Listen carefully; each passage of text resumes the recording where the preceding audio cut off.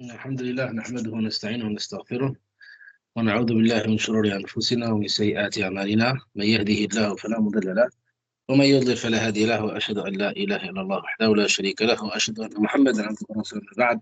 Today is 24th Dhul Qa'dah 1445 corresponding to June 2nd 2024. Today inshallah I will explain the first page of Surah Sajda, chapter 32, page 415. Surah Sajda was revealed in Mecca. As far as the virtues of Surah Sajda is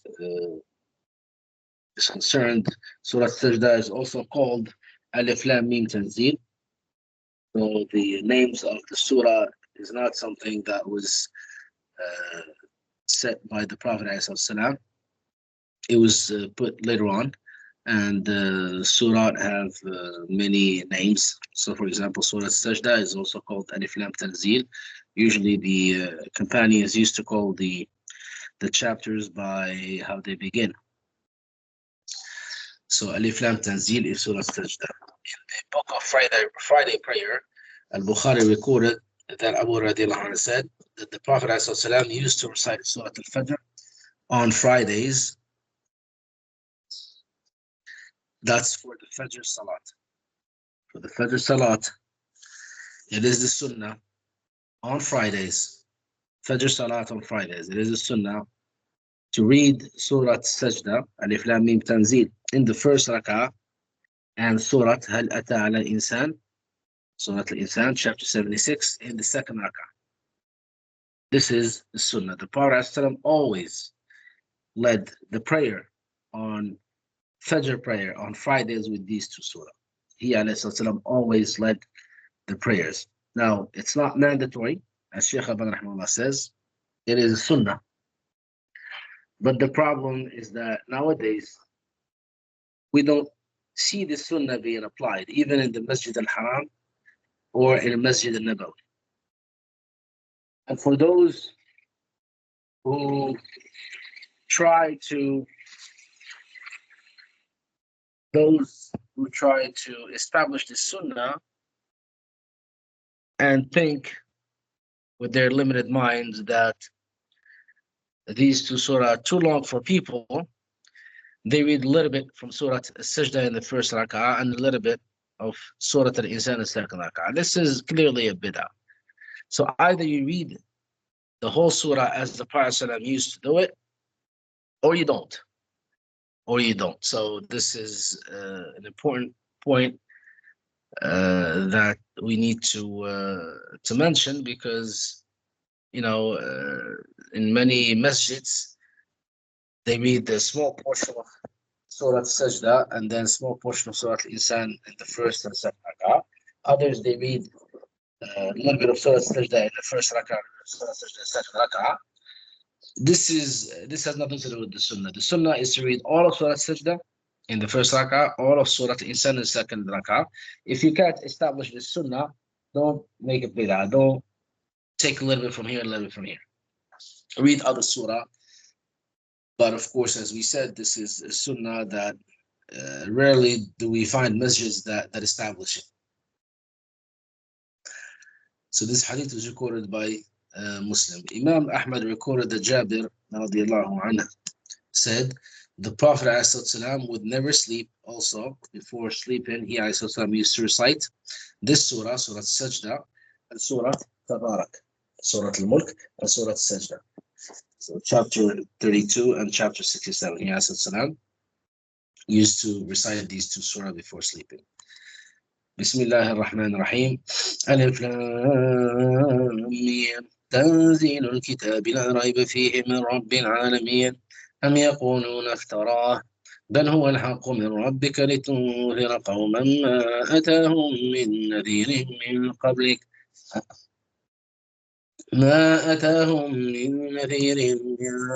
لعلهم يهتدون. The Quran is the book of Allah in which there is no doubt. Allah subhanahu wa ta'ala says, Alif Lam Mim. Alif Lam Mim, we discussed the individual letters at the beginning of Surah Al-Baqarah. There is no need to repeat it here. تنزيل الكتاب لا ريب فيه من رب العالمين. The revelation of the book, that means the Quran, in which there is no doubt. That means there is no doubt in the authenticity of this Quran, and that it has been revealed from the Lord of all that exists, Allah subhanahu wa ta'ala. And that's why Allah subhanahu wa ta'ala challenged the polytheists in many verses, telling them, bring a chapter like this Quran, bring 10 ayat like this Quran. So obviously they couldn't do that. Then Allah tells us about the idolaters that say that he, Muhammad ﷺ, has fabricated this Quran. They say he has fabricated it, meaning he has made it up by himself, even though ﷺ was illiterate by design. He was illiterate by design, because Allah subhanahu wa ta'ala says, وَمَا كُنْتَ تَتْلُو مِنْ قَبْلِهِ مِنْ كِتَابٍ وَلَا تَخُطُّهُ بِيَمِينِكَ إِذًا لَارْتَابَ الْمُبْطِلُونَ. Before we revealed to you the Quran, you used to not be able to read or write with your right hand.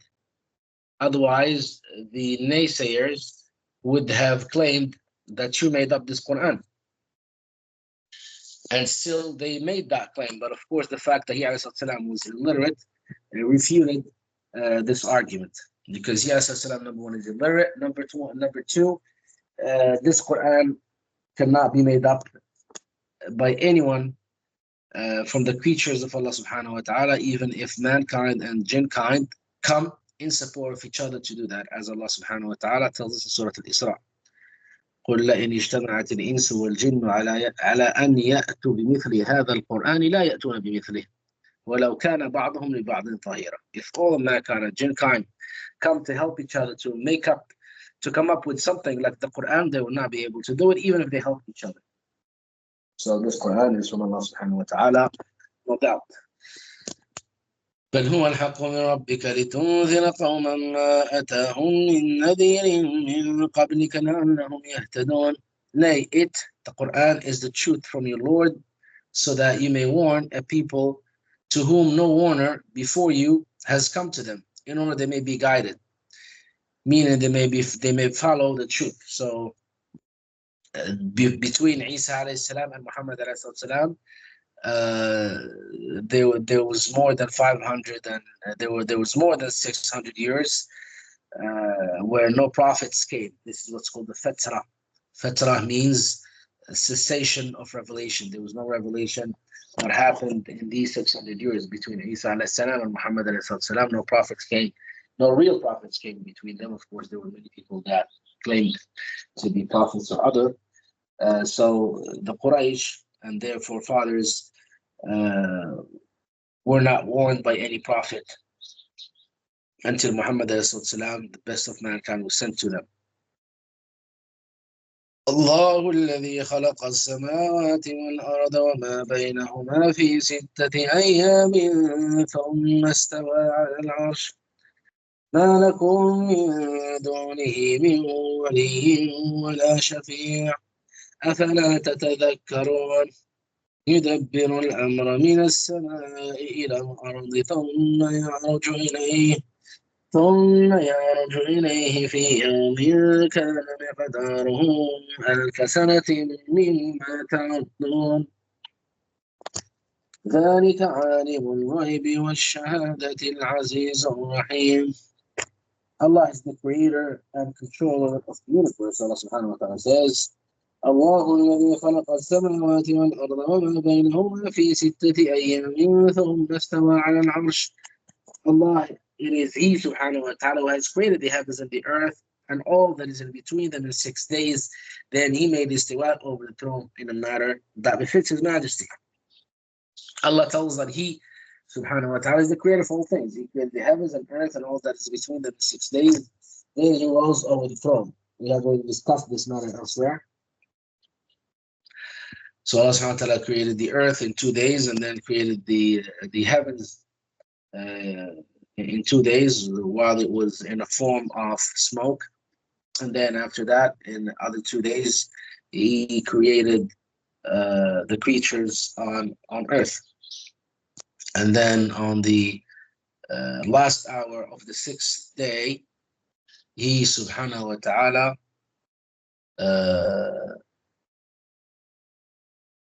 No, I take it like that. So yeah, he subhanahu wa ta'ala created heavens and earth in 6 days, as we said, the earth in 2 days, and then the heavens in 2 days, and they were joined before. And Allah subhanahu wa ta'ala cleft them asunder, so he violently put them apart. And then the heaven came, was in the form of smoke. That he subhanahu wa ta'ala made it into 7 heavens. And then he created the earth, the trees, animals, etc., in the earth in 2 other days. So the creation was completed in 6 days.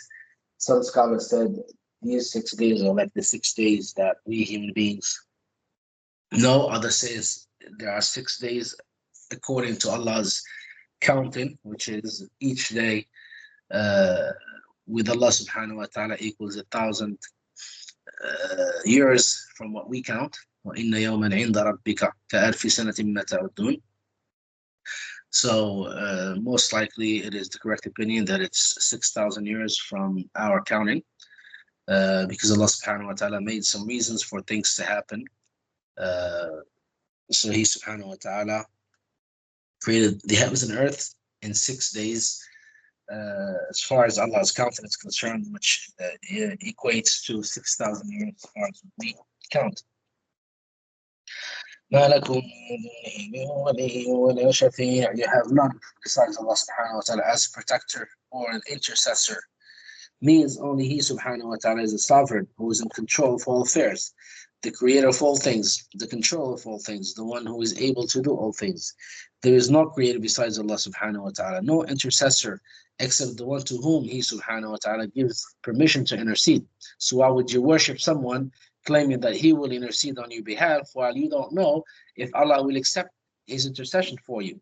And of course, the one thing that's guaranteed, that if you worship anyone besides Allah subhanahu wa ta'ala, then no one will be able to intercede on your behalf, because this is polytheism that earns a person the eternal abode in hellfire. وَلَا يَشْفَعُونَ إِلَّا لِمَنِ ارْتَضَى. Allah does not let anyone give intercession except to whom Allah subhanahu wa ta'ala allows. And of course, intercession happens for the monotheists that would otherwise enter hellfire for a temporary punishment. As far as disbelief and polytheism, there is no intercession. So those that worship statues, those that worship prophets, those that worship their shuyukh, those that worship trees, jinn, angels, as they claim, these people, no intercession will be accepted for them. أَفَلَا تَتَذَكَّرُونَ. Will you not then remember? This is addressed to those who worship others aside from Allah subhanahu wa ta'ala and put their trust in others besides Allah subhanahu wa ta'ala, claiming that they will intercede for them, or claiming that these false gods are partners to Allah subhanahu wa ta'ala, even though Allah owns them. But of course, Allah does not have partners whatsoever.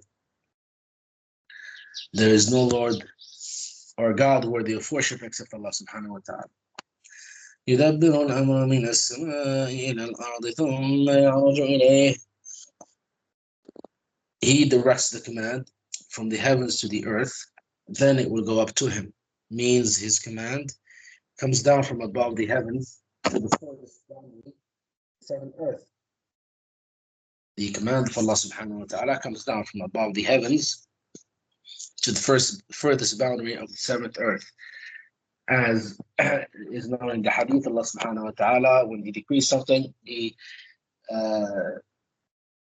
gives the decree to Jibreel alayhi salam, and Jibreel alayhi salam gives the decree to the angels, and the angels, when they hear the command of Allah subhanahu wa ta'ala, when they hear Allah subhanahu wa ta'ala speak, they lose conscience out of fear.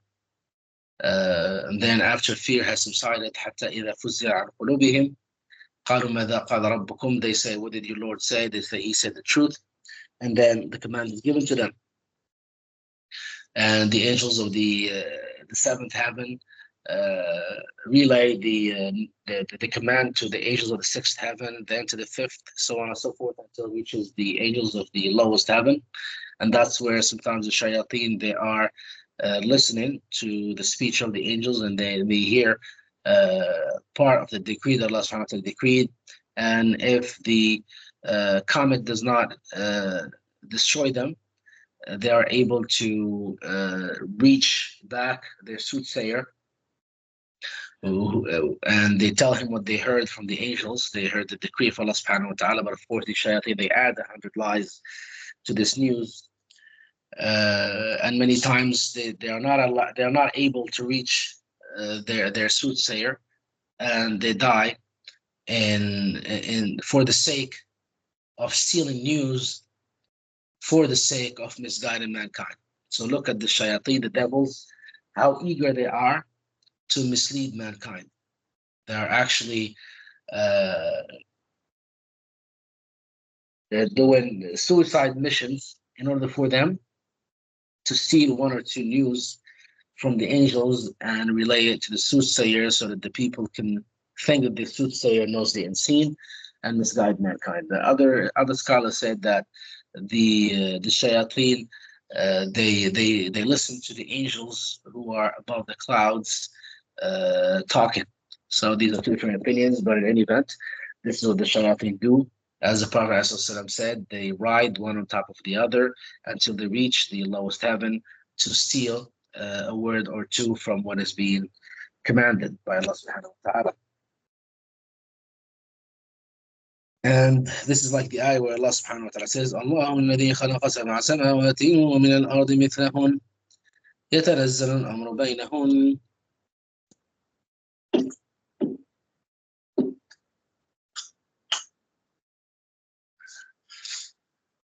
It is Allah who has created 7 heavens, and of the earth, the like thereof. That means also the earth has 7 levels. The command of Allah subhanahu wa ta'ala descends between them. Why? As Allah subhanahu wa ta'ala says, لِتَعْلَمُوا أَنَّ اللَّهَ عَلَى كُلِّ شَيْءٍ قَدِيرٌ وَأَنَّ اللَّهَ قَدْ أَحَاطَ بِكُلِّ شَيْءٍ عِلْمًا. So that you may know that Allah is able to do all things, and that Allah knows everything. Scholar said this ayah is one of 2 ayat in the Quran that explain the purpose of creation, why Allah subhanahu wa ta'ala created mankind and jinnkind. This ayah reveals التوحيد العلمي, monotheism of knowledge. لِتَعْلَمُوا أَنَّ اللَّهَ عَلَى كُلِّ شَيْءٍ قَدِيرٌ وَأَنَّ اللَّهَ قَدْ أَحَاطَ بِكُلِّ شَيْءٍ عِلْمًا. The other verse is the verse in Surah Al-Dhariyat, وَمَا خَلَقْتُ الْجِنَّ وَالْإِنسَ إِلَّا يَعْبُدُونَ. So to worship Allah alone, monotheism of worship. So this ayah is revealed to show that mankind and jinnkind were created to establish the monotheism of knowledge, and the other ayah to establish the monotheism of worship. The deeds are raised up to the place of recording. So when the angels alternate during Fajr prayer and Asr prayer on mankind, a group descends and a group ascends. As we know, there is an angel on the right side of the son of Adam that writes down the good deeds, and the angel on the left side of the son of Adam that writes the bad deeds. And these 2 angels change shifts during Fajr and Asr prayers, and the deeds are raised up to the place of recording above the lowest heaven. That's where Allah subhanahu wa ta'ala put the place for these deeds to go. And this happens, as we said, twice a day. And the distance between heaven and earth is a distance of 500 years traveling. So the distance between heaven and earth is 500 years traveling. And then the thickness of the heaven itself is the distance of 500 years traveling. So for an angel to travel from earth all the way to above the first heaven, he has to travel the distance of 1,000 years. But of course, as Mujahid, Qatada, and Tahaq said, the distance covered by the angel when he ascends or descends is a distance of 500 years, but he covers it in the blink of an eye. He covers it in the blink of an eye. And these are put forward before Allah subhanahu wa ta'ala on Mondays and Thursdays. So these are recorded in the book that are put They are raised to the place of recording about the lowest heaven, and the deeds are revealed to Allah subhanahu wa ta'ala every Mondays and Thursdays. Allah says, في يوم كان مقداره ألف سنة مما تعدون ذلك عالم الغيب والشهادة العزيز الرحيم.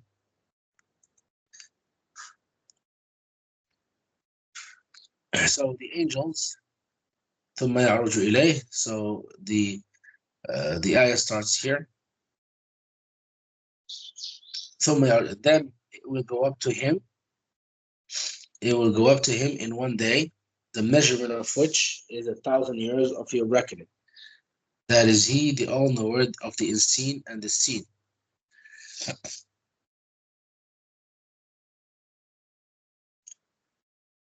So ثم يعرج إليه في يوم كان مقداره ألف سنة مما تعدون. This is on their resurrection. The travel distance.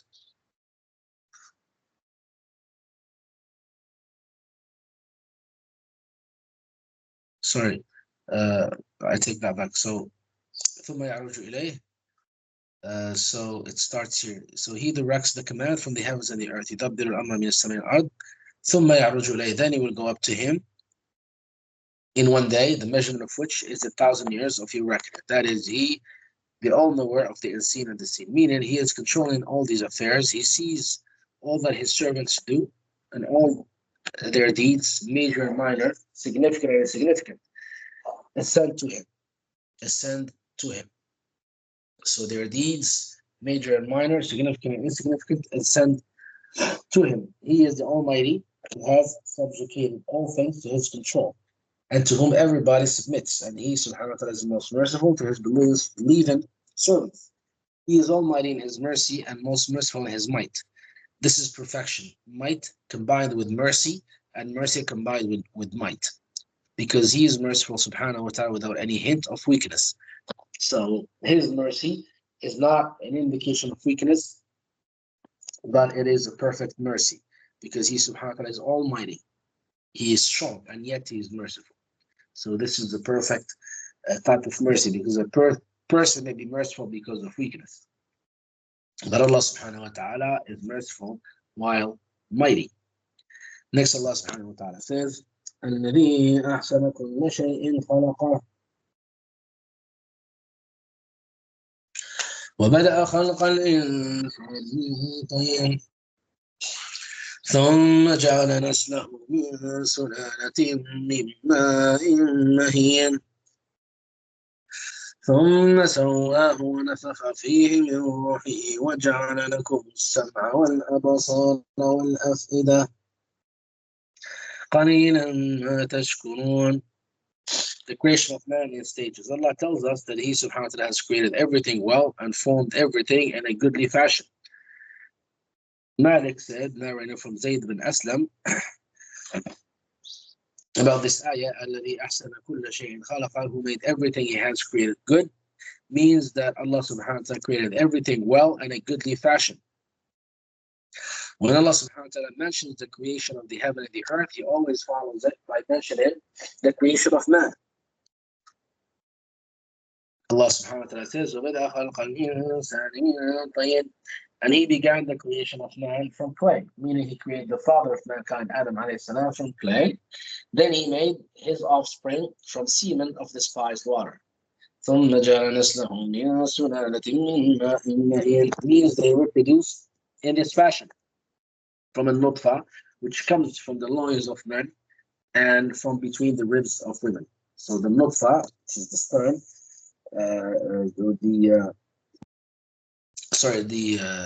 the nutfa is composed from a sperm which comes from the loins of men and from the ribs of women. This is one of the explanations as we had seen before. ثم سواه ونفخ فيه من روحه وجعل لكم السمع والأبصار والأفئدة. Then He fashioned him in due proportion. I mean, when He created Adam from clay, He created him and gave him shape and made him upright and breathed into him the soul, and He gave you hearing, sight, and the sense of deduction, reasoning. So Allah subhanahu wa ta'ala gave us the ability to reason. and yet little thanks do you give. قَلِيلًا مَا تَشْكُرُونَ means for these strengths that Allah subhanahu wa ta'ala has provided you with, the one who is truly blessed is the one who uses these senses to worship Allah subhanahu wa ta'ala and obey his Lord. May he be exalted and glorified. Next, Allah subhanahu wa ta'ala says, وقالوا إذا ضللنا في الأرض إنا لفي خلق جديد بل هم بلقاء ربهم كافرون قل يتوفاكم ملك الموت الذي وكل بكم ثم إلى ربكم ترجعون. Refutation of those who think that the resurrection is unlikely to happen. Allah subhanahu wa ta'ala says, وَقَالُوا, as they say, Allah tells how the islanders thought that it is unlikely that the resurrection would ever come to pass, and how they said that when we are lost in the earth, that means when our bodies have been scattered and have disintegrated and dispersed in the earth, shall we indeed be created anew? So they thought that this was difficult for them, therefore it's difficult at all. But that's not the case. Allah subhanahu wa ta'ala is not limited like human beings are. Allah does not have any weaknesses.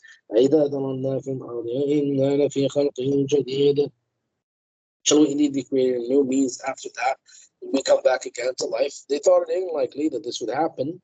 And in terms of their own feeble abilities, it is indeed unlikely because human beings cannot recreate, cannot bring back anyone to life.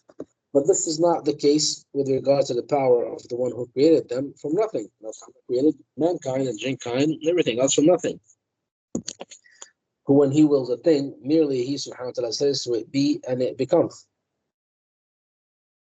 Allah subhanahu wa ta'ala says, بَلْ هُمْ بِلِقَاءِ رَبِّهِمْ كَافِرُونَ. Nay, but they deny the meeting with their Lord.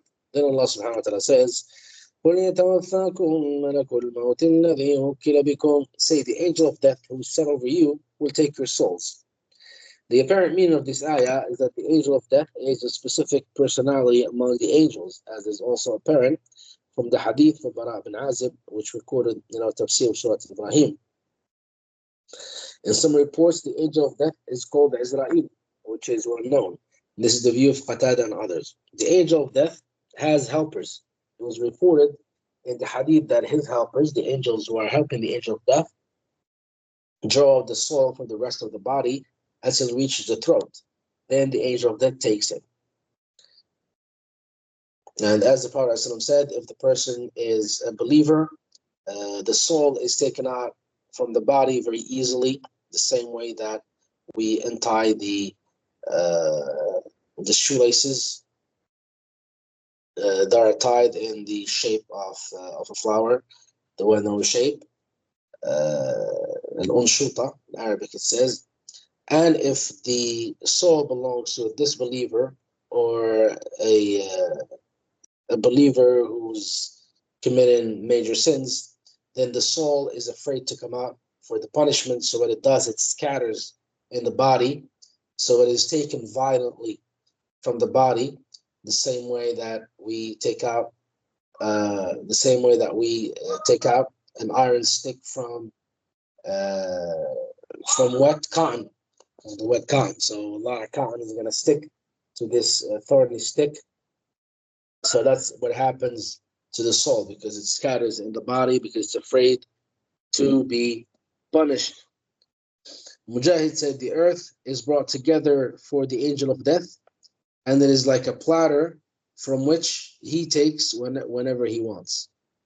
So Mujahid said that the earth is brought together for the angel of death, and it is like a platter from which he takes whenever he wants. So when Allah subhanahu wa ta'ala decrees the death of a person, Allah gives that command, and the angel of death executes. Then you shall be brought back to your Lord, means on the day when you are resurrected and brought forth from your graves to receive your reward or punishment. You shall be brought back to your Lord, and everyone be requited for his deeds. If he did well, then he's going to be rewarded. If he did other than that, he's going to be requited according to his deeds. This is it for today. We ask Allah subhanahu wa ta'ala to save us from all trials and tribulations. We ask Allah subhanahu wa ta'ala to make the best Therefore, our existence the day that we meet him subhanahu wa ta'ala. We ask Allah subhanahu wa ta'ala to bring back the Muslims to the true path, especially the youth among them. We ask Allah subhanahu wa ta'ala to gather the Muslims around a single leader that will lead them to establish Islam and justice in the world and do away with the injustice that is being done to the Muslims everywhere in the world.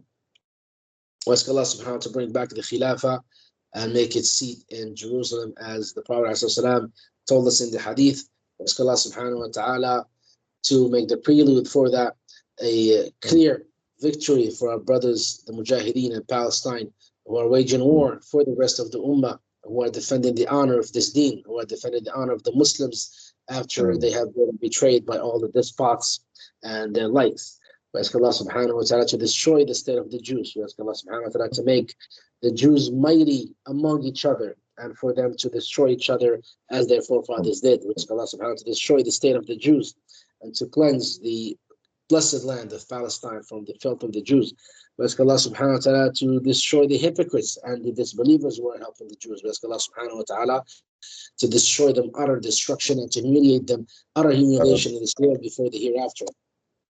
And finally, we ask Allah subhanahu wa ta'ala to gather us with Prophet Muhammad ﷺ in the highest paradise for Firdaus. Wa akhiru da'wana alhamdulillahi rabbil alameen. Jazakumullahu khairan, brothers. Jazakallah khair.